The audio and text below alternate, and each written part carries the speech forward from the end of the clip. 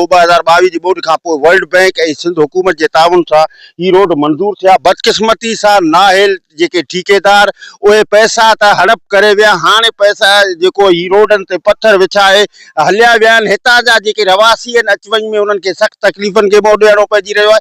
बदकिस्मती सां एमरजेंसी में मरीजनि खे कुल्हे ते खणी 1 किलोमीटर पंधु करे वहीं शाख ताईं उन्हनि खे पहुचाए। जेकॾहिं कई हाणे असांजे ॻोठ में कल्ह हिकु ॾींहुं अॻु 2 फौतगी थिया आहिनि। मयतनि खे बि हितां खणाए 1 किलोमीटर पंधु जेको आहे उते गाॾी ते पहुचायो वियो आहे। ही सीएम जे ॻोठ जो तक़रीबन किलोमीटर परे 1.5 किलोमीटर परे सीएम जे ॻोठ खां ही लंगर खान बिरोही तारीख़ी हिकिड़ो ॻोठ आहे।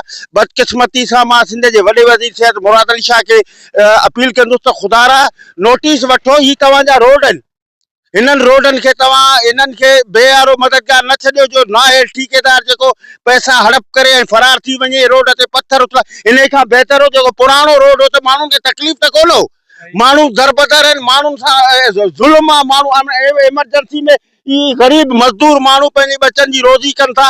हाणे एमरजेंसी में माण्हू मरीज़ कीअं खणी वञनि। ख़ुदारा साईं मुराद अली शाह खे मां अपील कंदुसि, ही तव्हांजा वोटर आहिनि ॻोठ नंगर खान बिरोही वासी वारा, तव्हांजा वोटर आहिनि, पंहिंजे वोटरनि खे अहमियत ॾियो। मां रोड्स खाते जा जेके अमलदार आहिनि उन्हनि खे बि चवां थो, चुताव थो ॾियां त जेकॾहिं ही रोड न ठहियो असां मजबूरन तव्हां असांखे मजबूर था कयो।